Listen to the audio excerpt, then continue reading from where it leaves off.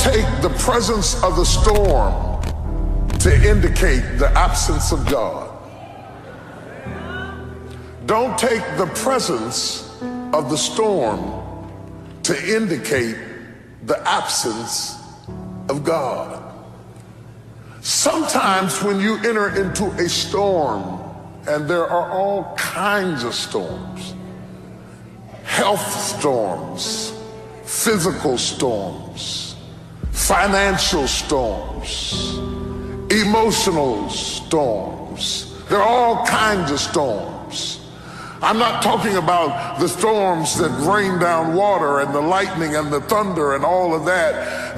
I'm talking about storms that other people can't see. Undetectable storms. Storms that make people think you haven't been through anything. Because you get up out the bed every morning and you put your hair up and put your makeup on, and they don't know you put your smile on just like you did your makeup, and walked in smiling because you were going through a secret storm. Has anybody ever gone through a secret storm? See, when you're going through a visible storm, somebody will hand you an umbrella or a raft or some help or some assistance because they are aware of your suffering. But when you're going through a secret storm, there is no comfort there because nobody knows that you're dealing with a secret storm. They're jealous of the car you're driving, not knowing that it's 2 payments behind.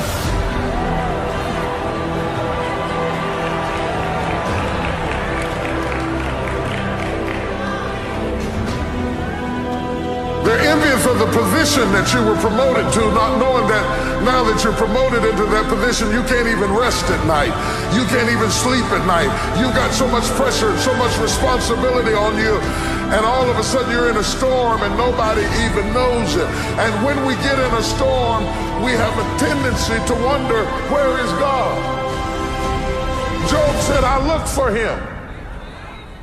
He was there a minute ago, but now I can't find him. I looked on the right side and I couldn't find him. I looked on the left side and I perceived him not. Where is God in the storm?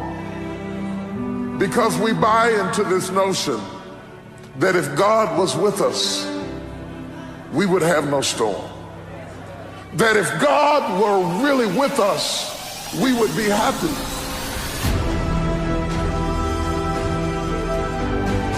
That if God were really with us, everything would go smoothly. That if God were really on our side, we would have no family problems. If God were really with us, our bills would be paid. How could God be with us and us be in foreclosure? How could God be with us and we have cancer? How? Job said, I can't figure it out. How could my kid die and God be with me? How could my house be on fire and God be with me? I looked for him. I looked for him. I didn't see him. I didn't see him. I looked on the right. I didn't see him. I looked behind me. I didn't. You said you had my back. I didn't see him. I looked in front of me. I thought he'd lead the way. I didn't see him.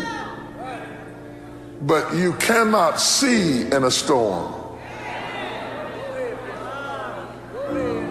That's why he told you to walk by faith and not by sight. You cannot see in a storm.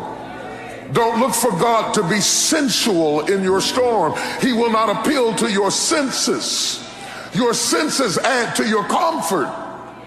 God will not make you comfortable in your storm. But just because you are in the presence of the storm does not negate the presence of God, nor does it indicate the absence of God. In fact, if you really want to see God do his best work, get in trouble. I know you think God does his best work when you're dancing in the church and you're clapping and you're raising your hands and all of that stuff. No. I know that God visits your praise. The Bible said he inhabits the praises of Israel. I understand that God visits your praise. But if you want to know where God lives, he lives in trouble. The Bible said he is a very, very present help in the time of trouble. If you're looking for God, he's in the storm. He may not be saying anything, Peter. You may find him asleep on the boat in the bottom of the ship, but don't think that he jumped off the boat because you were in a storm. He is with you in the storm. He promised to be with you. I'm going to tell you something about the promises of God. Anytime God promises you something, get ready for trouble. I know you haven't heard it taught that way, but I'm going to rock your world this morning. Anytime God promises you something, get ready for trouble. I never promise the obvious. I never promise the obvious. You never promise the obvious. You give a promise when you know that something is going to come to make you doubt.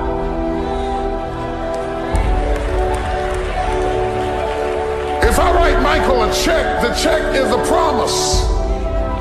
He cannot spend it, but it is a promise that the money is behind it.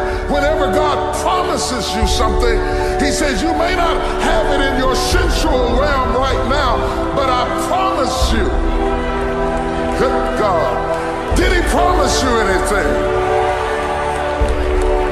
I heard him myself. I heard him when he said, he promised me, when you pass through the water, I'll be with you. He wouldn't have said that if his presence was apparent, because you never promised the obvious. He said, but when you pass through the water, you got my word on it. I am in there with you. You may not see me. You may not feel me. You may not sense me. But I tell you what, all the while you're stroking in the water, understand you are not stroking by yourself.